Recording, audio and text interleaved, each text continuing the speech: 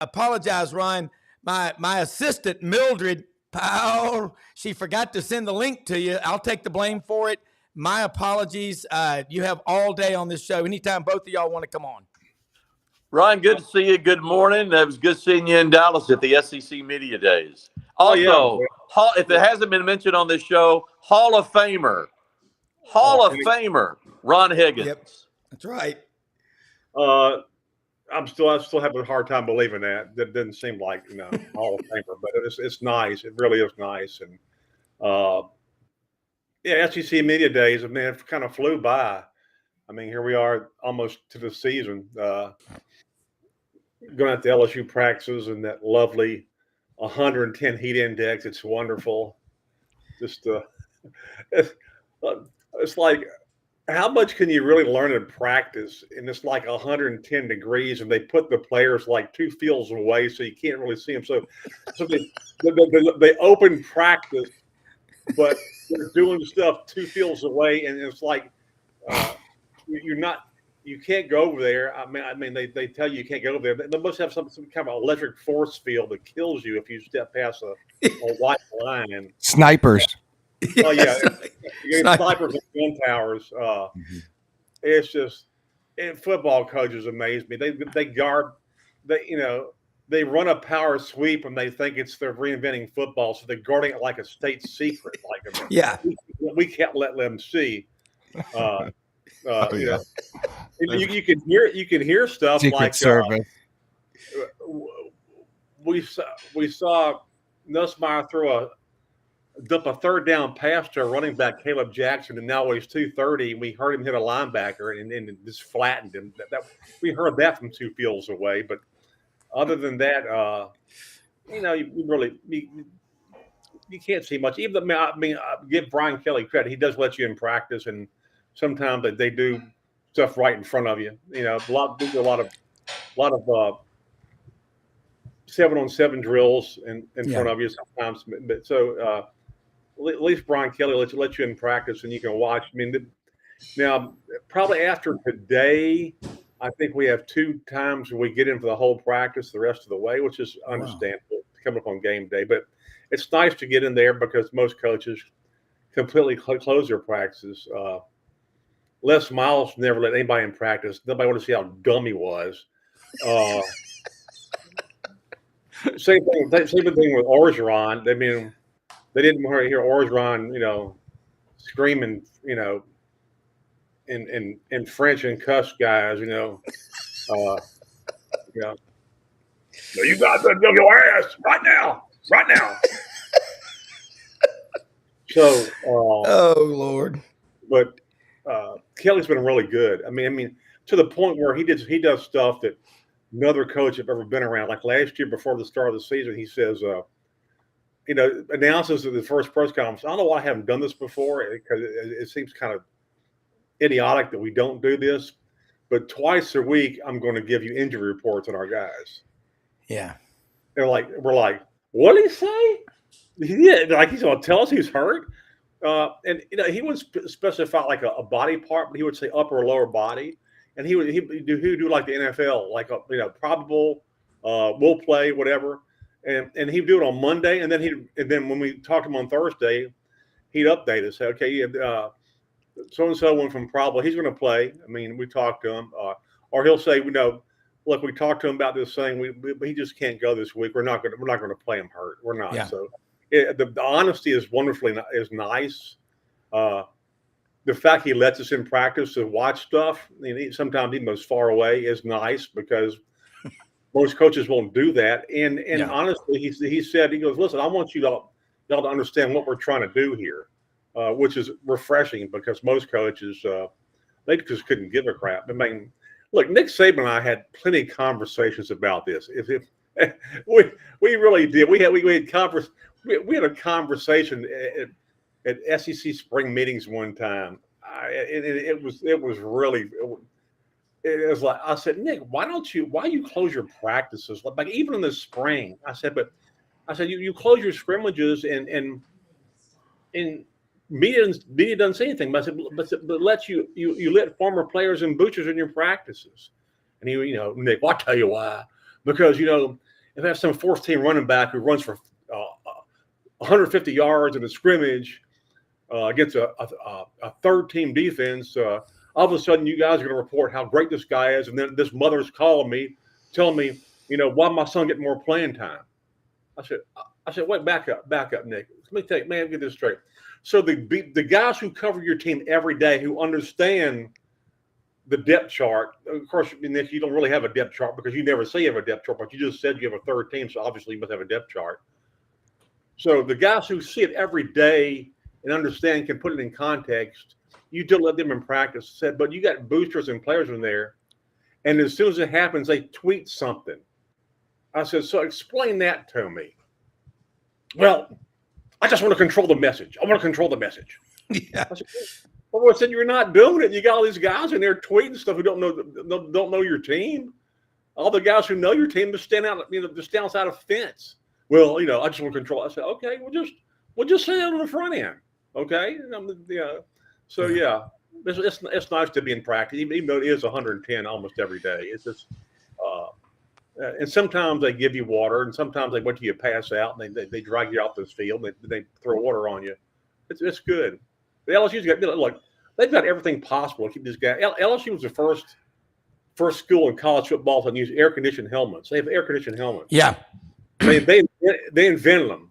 You figure somebody in Baton Rouge would invent an air-conditioned helmet. They invented the things, and they have all kinds of things to keep them cool. So nobody ever really has a heat stroke or passes out. They do a pretty good job about it. Yeah, it really is. Harold, I know you got to get rolling. Yeah, dude, I need to jump off. Yeah. Rob, I appreciate it. Ron, great to see you, and looking forward to the season. Appreciate you guys. I remember Tommy James and the Shondells. Go after him. They're on the list. They're on the list. Entertainment at this year's AutoZone Liberty. Ron mentioned them, Jimmy, in Dallas.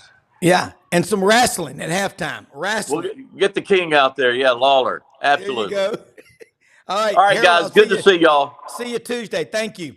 Ron, I want to say something. We're going to bring Lauren Meadows on in just a second. He's part of the Buddy Martin Show and GatorbaitMedia.com. And Ron, one thing, you talk about those air-conditioned helmets at LSU.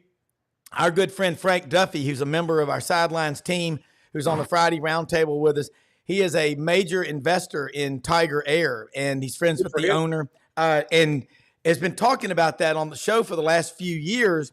And they're starting to make them for construction workers and the vests and everything. It is hard to believe, though, but you're right. I can remember going to football practice when I was writing for the Auburn Plainsman in college, and going out there one time, and it was August. It was so hot. I think it was about 150 with the wind chill. And some big lineman was being carted off on a stretcher into an ambulance. And we gathered after practice, and Coach Dye was standing there. That's back when you could go ask questions, And somebody said, Coach, what are you going to do about the heat out here for the players? And he goes, well, he goes, this is Alabama. He goes, it ain't Syracuse or Michigan. He goes, you got to come packing it every day. He goes, he'll be all right. He'll be all right. Next question. I mean, it's just, it was almost a badge of honor. Well, it's like drag the body off. I mean, really. I mean, basically that's what it used to be. I mean, when I played basketball in college, we had a guy right in the middle of practice just start convulsing, and apparently he was overdosing from some of the stuff he ingested the night before. Yeah. I mean, and our coach was a guy named Billy Van Zandt. He sounded like a pissed off Jimmy Stewart. Yeah. And he goes, what the hell's wrong with him? And some other guy said, Coach, I think he took some bad stuff last night, Coach. You know what I mean? He goes, oh, Jesus Christ. He looked at the man, he looked at the trainer and goes, get his ass off the floor right now. Just drag him off. Okay, let's run that back screen again. Like, what? I mean, really? Yeah. Let's run that back screen. Let's call 911. Get his ass off the floor. I just dragged him off the floor. He's over on the sideline. Like, let's run that back screen again. Yeah. Holy that way. I tell you what Kelly does. Kelly will practice. He'll practice the first hour inside and come out the second hour and play outside, and then he'll gradually cut the inside stuff down and he's outside more to get acclimated. So Of course, they play at Vegas in the opener, and then I think at Legion Stadium. I think it's a closed roof, but they always say it's a dry heat in Vegas. Listen, Yeah.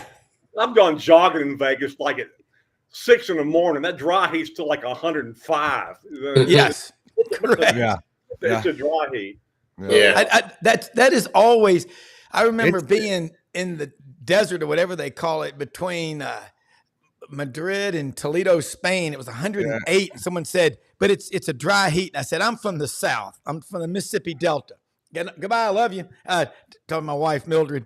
But anyway, I think that it is, it's a dry heat. Ron Higgins is an award-winning writer. We were blessed to have him in Memphis for a long time. Back when sports, in my opinion, without sports writers, that's like going pheasant hunting without a dog. You can't get the story. You can't get the birds. Ron's father was SID at LSU for 19 years, and he's now with the Shreveport Bossier Journal. But, Lauren, I just wanted to introduce you to Ron. Dudley was normally going to be on here with us, and he's got the stomach bug today. And Lauren, I was like, Lauren, can you jump on with us? Glad to have Lauren. He's, covers Florida closely in college football, but you talk about two smart guys. And, Ron, I love your honesty, man. And we need to get you speaking at the Touchdown Club. But, Lauren, jump in here with us. Yeah, I mean, I like what Ron was saying about just access to practice. I mean, he's already one of my. I mean, I've followed Ron and know of him, but just his thoughts on it makes no sense. And I kind of come at it from an X and O standpoint. No disrespect to some of my fellow writers and guys that cover the sport, but a lot of guys wouldn't know a 3 technique if it hit them in the face. And so. Yeah. I always wonder when I got into this, and obviously I haven't been in it as long as you guys have, but the lack of access and lack of presentation in some regards. And it's funny because I'm not sure if Brian Kelly was that open back when he was in the Midwest, where I'm familiar with him from. Ron, I'm originally from Dayton, Ohio. So yeah. I know some guys that coach with him at UC and Notre Dame and things like that. But, I think that's a good thing. And I always think about it from the standpoint of a public relations where if you ain't winning, you better be gaining some goodwill with some fans and some of the sports writers and things like that. Because, a lot of those guys, if they're doing their job right, are completely impartial, which means that when you're doing well, they're going to write about the good stuff. And when you're doing bad, they're going to write about the bad stuff. And so, in regards to the situation we have here in Gainesville, I've kind of thought that maybe, there could be some adjustments in some of that, and it might lend itself to some goodwill when you won 11 ball games in 2 years. Yeah. So, I really agree with you on that. I mean, wholeheartedly. And as a former coach, I coached high school football for 13 years. We were parents could come to practice and things like that. We had a coach that was very engaging, and it buys you some goodwill, man. It really does. So I tell you what I hate. I hate a coach that's just an a-hole to the media the whole time. Okay, I mean just combative. Okay, then when he starts losing, he tries to be friendly. And I'm like, no, man, I respect you more. Be an a-hole. Be who you are all the way through. Don't buddy up to me because you're losing.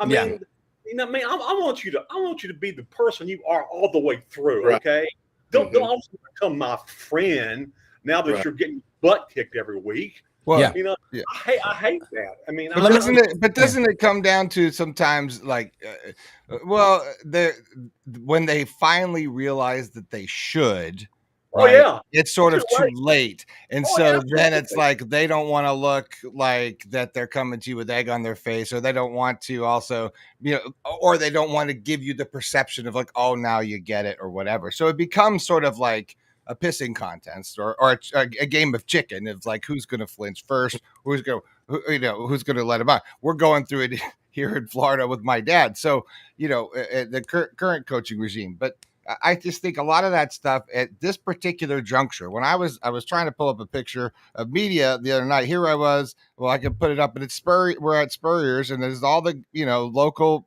members of the media, whatever. And Spurrier walks in, and he does this all the time. First, he goes, "How are you, boys? How are you, Bianchi?" He knows guys by name, and he has relationships with them from the past.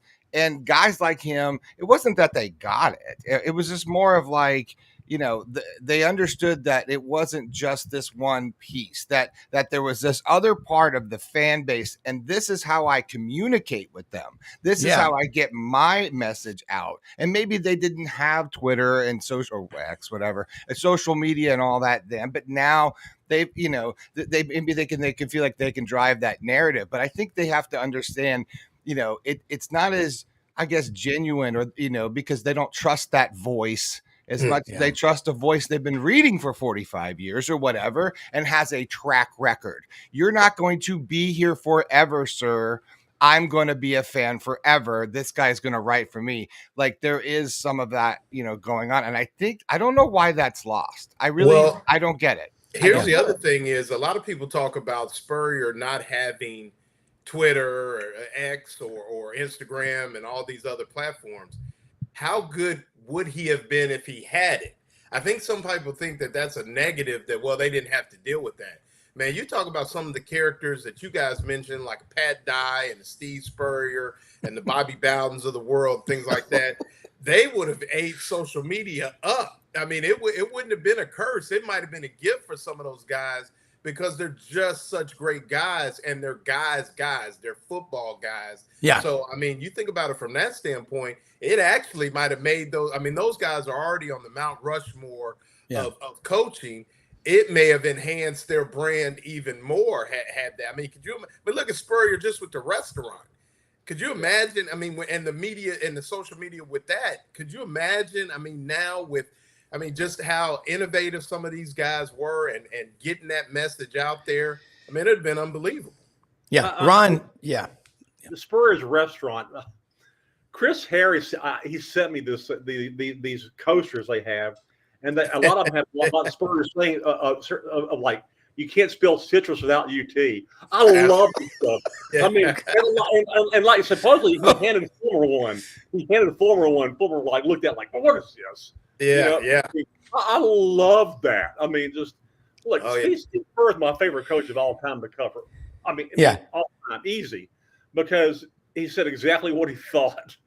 And most coaches now are they're very guarded in everything they say. Look, social media changed everything with these coaches, because, like I said, like a lot of times, most coaches like Spurrier after practice, you gather random on the field for 15 minutes, and he just go over practice. There was no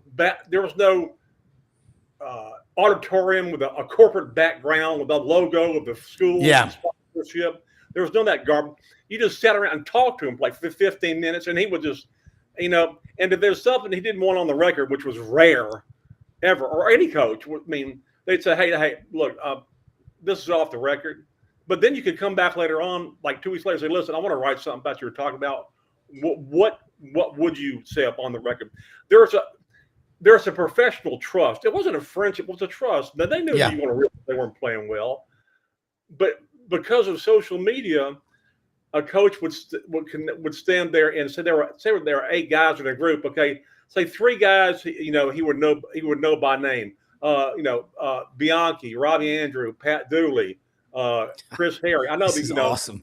And then the 2 other guys didn't have no idea where they were. So, and those 2 other guys, as soon as in the modern era, would just like, as soon as this thing was over, they go over and tweet exactly what he said, even though he may have said, hold off on this on this stuff. I mean, this is off the record. They would just go tweet stuff, and so that destroyed all kind of trust between coaches and media. That's what changed all. So that's where now everything is formal. We walk into a post college, and you have the corporate background up there, and it's streamed live. And now most schools have have departments beyond sports information, just strictly for social media that crank out stuff, video crews that crank out stuff in practice, and so they want to control the message, like Nick said. That's what they try to do. Look at that. That's awesome. That's a motley group there. Let me tell you. I mean, and it's just it was a time where, again, you could have a relationship with a coach, but there was always that thing, and he knew if he didn't like something you wrote, he'd come to you and y'all talk about it. Yeah. Now there's such a distrust because of social media, and I kind of get from the coach's standpoint. I mean, but I kind of miss that. I wish younger writers would know how it was to like interview a guy in front of his locker. Yeah. I mean, it's like I tell people that, and like a young writer, it's like they go, like, you were standing in front of his locker talking to him, like stepped on the moon. Yeah, that's the way it used to be. That's the way and that's the best stuff. You get the best stuff there because you're not on a podium and you're not sitting next to your coach and you're not thinking everything like, oh, I better not say this. He might get me. I got to be. And so you would get the best stuff, but you rarely get that anymore. You get that at certain events. SEC championship game, I think it's open locker room. And that was I'll take credit for that. I'll take credit for that. When Mike Slive was commissioner, his first couple of years, I think Tennessee was playing the game, and Mike was always concerned about media access and what you could get. He really was. He thought of everything. Before he even goes, how's it going? I said, well, it's not going to go very well. I said, why? I said, well, Tennessee has a freshman on their team, Eric Berry. He's great. Safety. And we'd love to talk about this game. We can't. He goes, why not? He goes, I said, the restrooms they're closed. He goes, what? I said, they're closed. He goes, the restrooms are closed. He said, yeah. I said, I had no idea. He goes, so your basketball tournament is open dressing rooms, but your football championship doesn't? I said, yeah. He goes, oh, we're going to change that. Like the next month, he'd have a meeting of coaches, and he just announced him, we're going to open the conference championship game. We're going to have open locker rooms, okay? And all the coaches started moaning and bitching, except for Spur here. Except for Spur. He goes, man, that doesn't matter to me. I mean, the midi boys can go on in there. Man, I don't care. I mean, look around and go, look at all the money we make. I mean, it's coaches. What does it matter? They open the dressing room. Mm-hmm.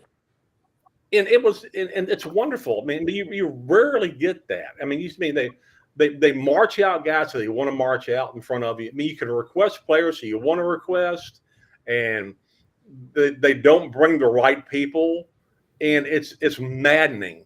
It's absolutely maddening sometimes. It makes no sense, and I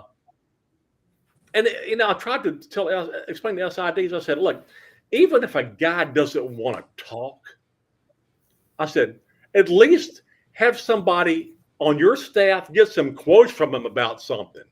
That's all we're asking. I mean, just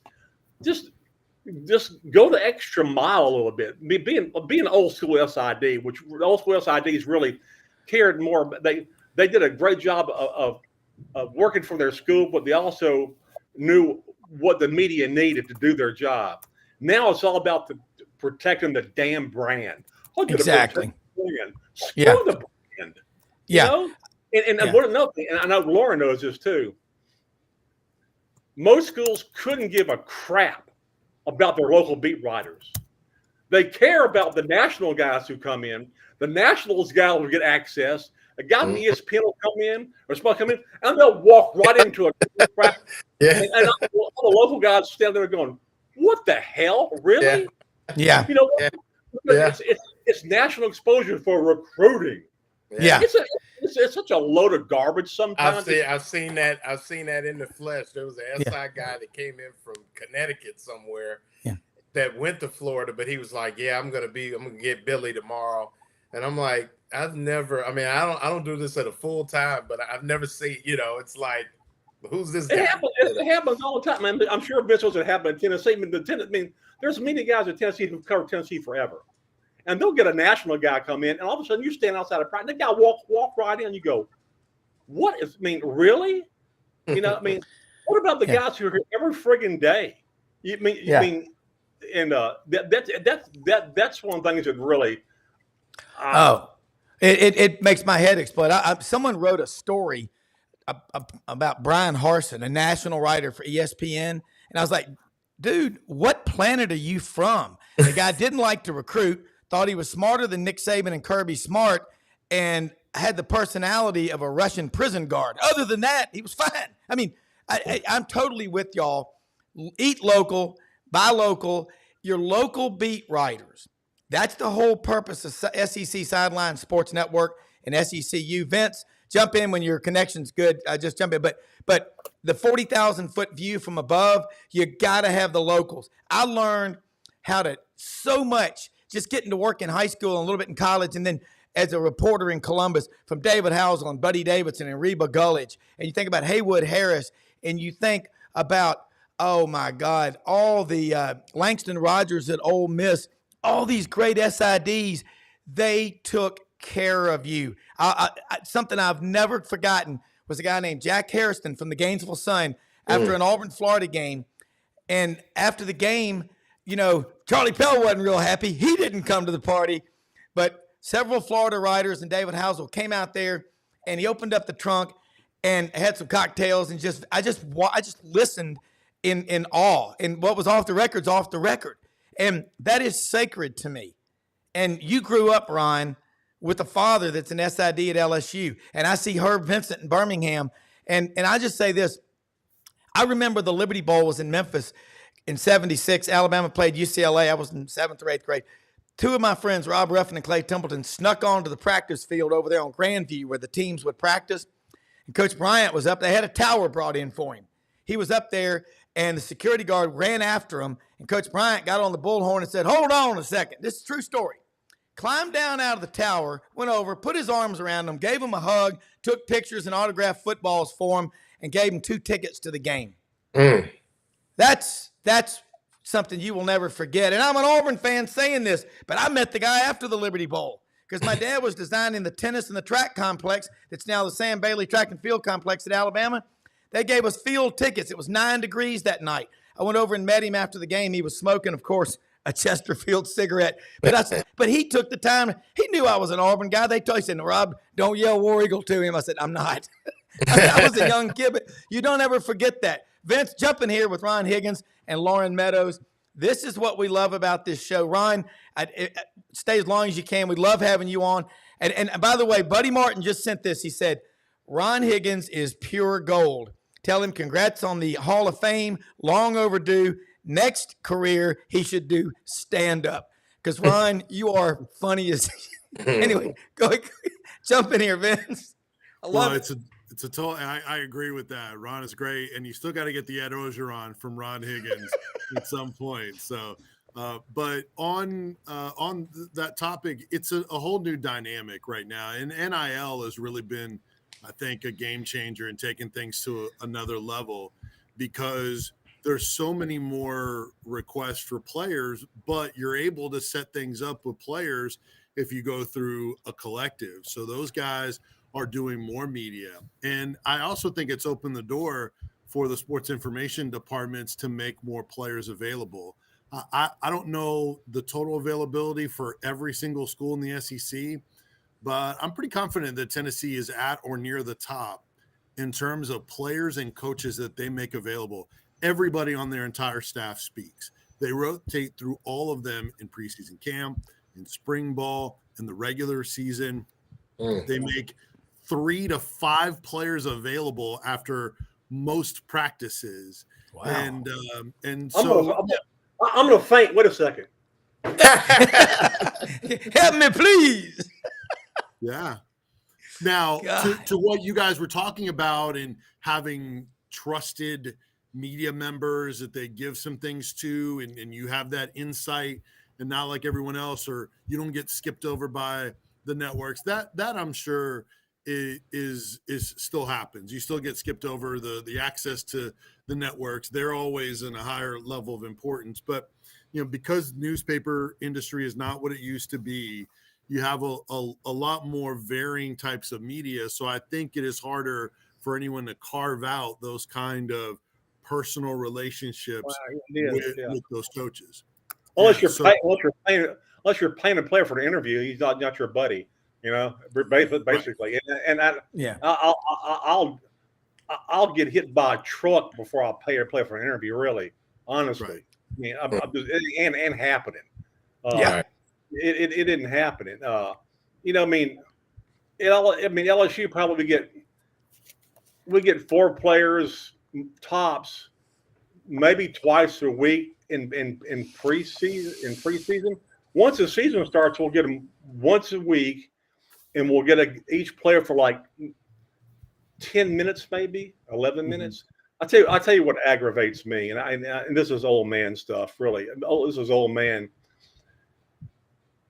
You sit there and you wait for a guy he finally shows up, and you're talking to him, and there's a good line of questioning going, good flow going, and there's some student SID who's like 19 years old going, 2 more questions. Yeah. I'm looking like, where in the hell does he have to go? I mean, really? I mean, we have a job to do. We're not going to keep him here all day. But can you give us like 5 more minutes? Can you give us 15 minutes with the guy? I mean, really? Or if you ask him a question, like we're talking to the guy from Wisconsin, plays for LSU now, Gio Paz, is a defensive tackle they got in transfer portal. And he was in the last game Wisconsin played last year was against LSU in a bowl game. So we were talking to him about that dynamic. He goes, yeah, man. He goes, I was talking some kind of trash to that game, man. I was just talking trash to all the LSU offensive linemen. He goes, now when I walk in there, the first day I'm like, man, I was kind of cussing that guy when I played him, and like we asked me like, well, who are you, into the most? And some 19-year-old student working behind him goes, you don't have to answer that question. I just want to go up and choke the guy. I mean, this guy's been in college for 6 years as a player. You think he understands that, and he'll say, well, I'll say this. I mean, the guy's no longer on the team. So we figured out who it was in a hurry. But I don't want some 19-year-old kid telling me, oh, you can't answer that. I mean, if I'm the player, this is my 6-year college, I turn around the guy and go, would you shut up? I got it. Like, I mean, the amount of like, most players are so media trained, they're boring. Okay. Yeah. But some of them finally loosen up, and you get a good sense of them, and they're great to talk to. We had. I mean, and Vince will know. I don't know if Vince was in Knoxville when this happened. I mean, I knew right away Charles Davis was going to be huge. Mm-hmm. I mean, you talked to him as a player at Tennessee. You knew after a game when he broke something down, with win or lose, with perspective and humor or whatever, you knew this guy was going to be something. Yeah. And he's become that. I mean, when you talk to certain players, like this guy is going to be whatever he does. Bill Goldberg at Georgia. When you talk to him, like man, this guy, he's going to do something that's going to use his personality, and he became a wrestler. So when you talk to certain guys, and if you're a media guy, it hurt when a guy like that graduates or leaves. That's like a huge. It's a quote loss. Yeah, the best quote in the team graduated, moved on. We got to find a great quote loss, and like and you don't want to go to the same guy after the game every time. But if he's there, he's always good, and he always says something like, "You can't help yourself." It breaks it down wonderfully, but it's getting harder and harder to find those guys because they're so media trained and so brainwashed to say the right thing or whatever, or it's like you put them in front of a backdrop of the corporate logo, the sponsorship of the school. It's like, it was like the nuclear school of cliches. God willing, and just my teammates. Just we just got it done. Well, Lauren, jump back on this. It reminds me a lot of these interviews today of when we would see during the Iraq War, the POWs. I am being treated well in captivity. I get 3 square meals a Yeah. day. I'm enjoying this. I mean, Well, it's awful. Lauren, you were going to add something, well, I and was going to Ron and say, Vince, this you know, this is reality. it's funny how you see the transition of guys, and I'll kind of give him kudos. We had Jason Marshall Jr., the cornerback, who's kind of had an up and down career at Florida, and but I still think will be a guy that'll play on Sundays. But he was with us the other day, and going into it, it was like, oh, he doesn't really give you much and things like that. And he was full of life, man. He was telling stories. He was breaking it down, and that's what, you know, to see his transition and see how much more comfortable he is with the media now. And I think that's going to bode well for him, you know, because you got to sit down and do the team interviews at the combine. And you know, because I do think he's going to do have a pretty good year this year. And, you know, so to see that, but, you know, before it was very controlled and then there was a younger kid who, you know, you don't get to talk to freshmen, but now he's a sophomore, and you could see he was very careful, very calculated, you know, a lot of what you had to ask Coach Napier, or, you know, I just want to do what's best for the team, which true, but, you know, Jason Marshall Jr. had kind of stepped out of his square a little bit, and it was refreshing, you know, to see a guy that's had an up and down and kind of own his success as well as his failures. But I think he did himself a big service that day with a lot of members of the media. Hey, Vince, I got to ask you about Tennessee. You just said Heupel does that. Ron, have you been to Knoxville lately? I mean, I got to talk to Heupel at media days. I gave him a Tennessee. We sent him a Tennessee shirt from Hewlett and Dunn. It's a really cool shirt. And my wife's cousin, Mark Ham, his son, you know, Will, drove the Heupels around during the season of 22 as a student intern while he was up there. And he said he actually is just a genuinely nice guy who feels like he's blessed to be at Tennessee. Is that the impression that you get, Vince, being around Josh Heupel from Aberdeen, South Dakota?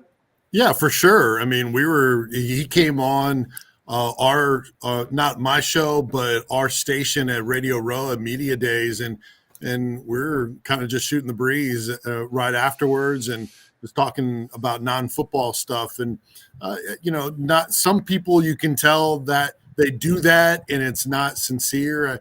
I think that's the way he comes across in all settings, because that's the way he is. And he does resonate with parents because he is just kind of that kind of guy. We had a player from last year's team as my co-host this morning on Sports Talk with John Wilkerson on vacation. Ollie Lane was on that offensive line, and he talked about how, man, he could have come in when he came in, he could have cleared a lot of us out. And there were a lot of departures when Heupel took over, but he embraced the guys that were there and knew he had to make something out of those existing players. So yeah, he's that kind of guy. And they bring in those kind of coaches into UT, and the availability real quick. They make freshmen available not only during the season, but in preseason camp. They make like we ran through like 8 to 10 of them to start preseason camp. So the days of freshmen not being available is gone, and it shouldn't be a thing anymore with the NIL landscape, because these kids are doing media in high school. They get NIL opportunities in high school. You need to allow them to be able to put their brand out there early and take advantage of it instead of hiding them. So Tennessee doesn't do that. 3-4 times a week we get a bunch of players and all the coaches. So I personally don't have complaints about the overall availability of interviews at Tennessee. Ron, Vince, have you met Taver Johnson yet? I have not. Analysts? Okay. No, I have not. Yeah. Good guy. You'll like him. He's quote worthy. So you'll like him. Ron, I like what y'all said. I mean, when I was a TV reporter 30 years ago, we said you could take the top 10 sound bites that we hear right now. Roger Manus and Reese Davis, they were the sports guys at Channel 3 in Columbus. We had a fun crew. And even in 89 and 90, Reese and I were talking about going back to the basics. Chris Schenkel with the long pole, putting the manual scores up there. Guys in the bottom right-hand corner, the picture of the SID. Well, we've got a real barn burner here in Athens, Georgia, between the hedges. Auburn and Georgia. Buck Belue went down in the first half. In the first quarter, Frank Warren and Freddie Smith sandwiched him. He broke his leg. It's going to be interesting. Dogs win this game, they go to the Sugar Bowl. If not, maybe no bowl at all. But people, you hung on every word. Remember Jim Lampley? Do y'all remember Jim Lampley on ABC? Mm-hmm. Mm-hmm. Yeah. I remember talking to him one time in the press box before an Iron Bowl, 87, 88. And Jim Brown used to do college football. These guys just were in awe of what we have down here. And Ron, I always say this. And by the way, Rick Cleveland's going to be on the show with us Friday. And his response was, look, the NIL and the transfer portal have kind of ruined college football for me. I said, I hate it too. You're our kind of guy. You're going to fit right in on the Friday round table. But we need these voices like you're a Hall of Fame writer. And I think these two guys right here absolutely get it as well. Ron, I like what Maury Gaston says. Ron Higgins is a truth broker. I'd have called those 19-year-olds punks. Boom. That's talk about old school broadcasting. I probably never told you these stories. When I was at LSU as a senior, I worked in sports information for Paul Manasseh, but ABC would hire me as a field producer for some of their games, which meant my job, I had a headset. My job, basically, I did 4 games, and all of them something happened, okay? And my job first was to get the teams on and off the field before the game so they can start that national anthem on time. First game I do, LSU, Alabama, in Birmingham, okay? Alabama comes on the field late. This is 1978. Producer says, guy from New York, you got to get Alabama off the field right now. We got to start this game on time. Okay, what did you have to do? Go talk to Bryant. I went, Bear Bryant? Go talk to Bryant. Come get this team off the field. I'm like, oh, Christ. So I'm talking to everybody but him. I'm talking to his coaches. I'm talking to the guy in the elephant suit. Are y'all going to leave the field soon? Guy and producer, I come back on the headset. I said, I can't. He goes, have you talked to Bryant? I said, no. He goes, well, go talk to him. I'm like, oh, God almighty. So I go down. I'm trudged down to there on the field. And he's always under the goalpost, feet cut, leaning up, feet cut, fedora down. I'll kind of go up to Coach Bryant. I'm Ron Higgins with the ABC, and I would really appreciate it if you could get your team off the field as soon as possible because start the game on time. Thanks very much. I'm walking away. I'm out here. Son of a bitch, get on. I get back to my headset and I hear, team's running off the field. Producer goes, great job. What'd you say? I said, I just told the old SOB to get his team off the field. and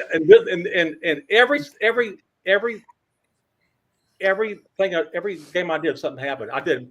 Florida A&M played a game against Southern in Tiger Stadium, and again, my job was to make sure it started on time. So I go talk to the Southern band director, Dr. Isaac Gregg. He's a little guy, had big old glasses. I said, Dr. Gregg, we got to start this game on time, okay? So that means you got to play the anthem at this time. I got you, Chief. I got you. Okay. So we get into the pregame, and he's going through a Motown medley, and they're playing Marvin Gaye, Let's Get It On. And the whole stadium. And I'm looking, it's like 30 seconds of airtime. And I'm standing next to his ladder. I said, Dr. Gregg, you gotta get to the anthem. Just ignored me. And it's like, I'm like, oh my God, this is awful.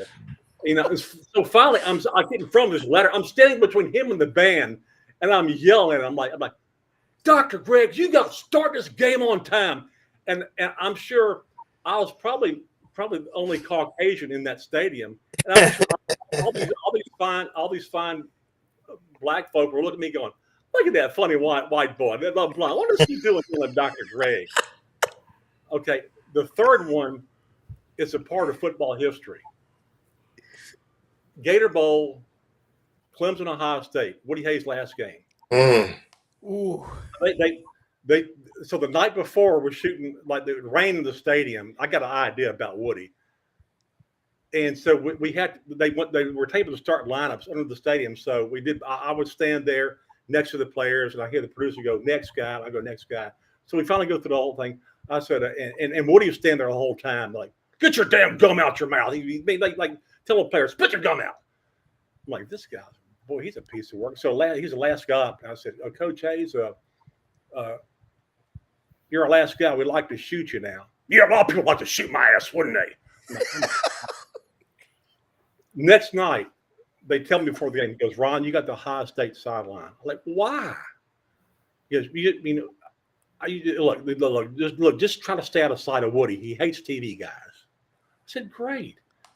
So I'm out of his sight, but I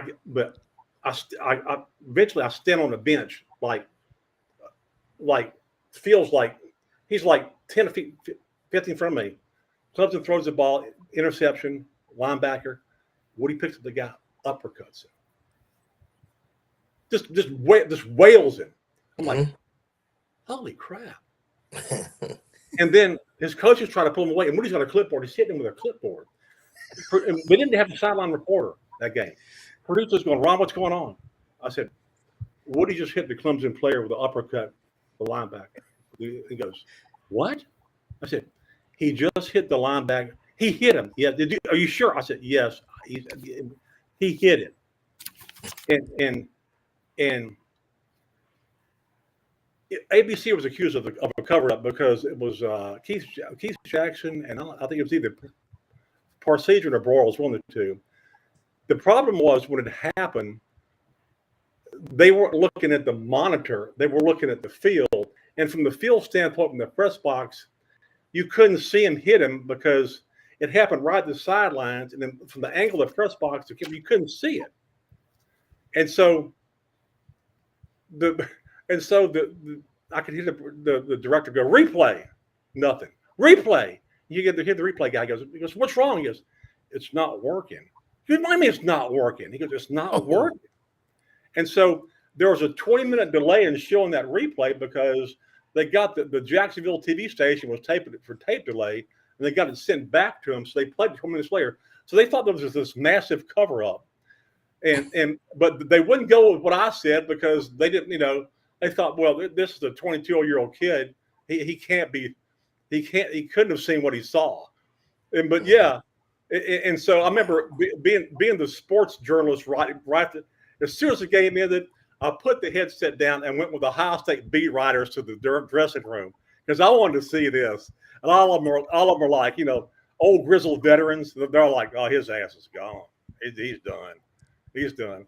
You stand there and the president of Ohio State walks to the crowd. He walks in and then he's got this look on his face like he is done. Yeah. So I was part of history. That's my ABC run of games. Every game something happened. Starting with Bear Bryant. Yep, absolutely. God, that is solid gold, man. I remember that game because it was Charlie Pell's last game at Clemson before he went to Florida. Danny Ford. Yeah. That was his coach. Danny Ford was his first game as coach. It was because Charlie had left. Yeah. Yeah. So Danny Ford's first game as coach. He kind of stumbled into the national championship eventually. Yeah. But that was I mean, so I tell people that story. They don't. I was like, yeah, it actually happened that way. Years later, I think I saw Keith Jackson at something. And I said, "You remember that?" He goes, "Yeah, I do." I mean, I remember. I remember. We were looking at the field and we weren't looking at the monitor. And we we couldn't see it. He goes, I said, well, I kept telling the press box what happened. And he goes, it's understandable. He goes, you were 23 years old. I said, yeah, I know. They probably wouldn't have thought I was seeing things, but I was standing 10 feet on a bench and I had a great view of everything. I've never seen a coach fall off and uppercut a guy. And Woody thought he was taunting him. He caught the ball and he got tackled the sideline and he had the ball and he was looking for the ref, and he was doing like this. He was trying to find the ref to hand the ball. And what do you think he's taunting him? He just grabbed him by his collar and went wham, wham. I'm like, what the hell? And then even worse, his coaches were trying to pull him away. He had this clipboard. He was hitting his coaches upside the head with the clipboard. I'm like, my God. But yeah. I'm sorry I'm telling all these stories, but kind of dominate the conversation. But I just like this is great. When I think of old school broadcasters, I go back to that. I mean, I like it now that I can watch a ton of different games on a Saturday. I mean, in a press box when I'm before a game. I like that. I don't like ESPN pushing an agenda, but look, Vince, they've done that since the whole Charles Woodson incident with Peyton Manning. All of a sudden, Charles Woodson was the guy, and ESPN will do that. They have the ability to change a narrative with the general public on a lot of things. They have their own, they have announcers who create their own jargon that's picked up by the general public that kind of drives you insane at times. But that's another. Yeah. For another No, it is. And guys, we'll wrap up here in a couple of minutes. But Vince, what he's talking about, Peyton, and we had Darren McFadden on the show Friday, who finished runner-up in 06 and 07, and we asked him about that. He should have won the Heisman at a minimum one of those 2 years. And Tennessee's had two, Johnny Majors, Peyton Manning, two Hall of Famers that finished. The Heisman is a big deal. But Vince, closing comments before we go, and Lauren and Ron, and this is great. Look, we're 17 days away, 10 if you count the Dublin Festival with Georgia Tech and Florida State, I'll be watching. Yeah, and by the way, I added up the interviews that we've been given so far in camp. Through 10 practices in preseason camp, we've had, and this doesn't even count the media day where inside the indoor facility they did a breakout, like 4 players at a time and like multiple waves of them. Doesn't even include that. 35 interviews with players and coaches through 10 practices. So there has been a lot. Now on the Heisman thing, Tennessee fans have not forgotten that. Ron brought it up. They discredit the Heisman Trophy these days. It was kind of flirted with a little bit with Hendon Hooker a couple of years ago.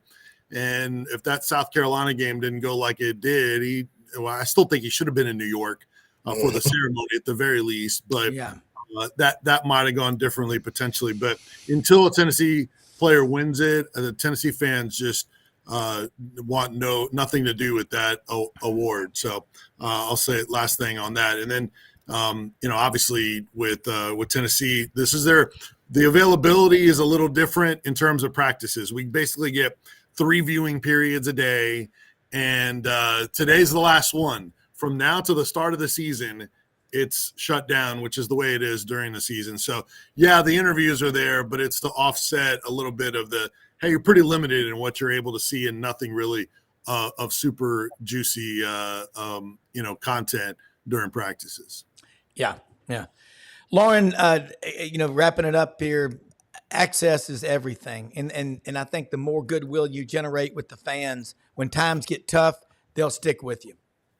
Yeah, I mean, I think we're at that point here in the city of Gainesville. I mean, Alachua County is buzzing for a couple reasons. They're buzzing for what could be and what might be. And the thing about it is the fact that, it's been lean and it's not good. And I think that if you talk to people inside the bunker, they are fully bought into what Billy Napier is selling.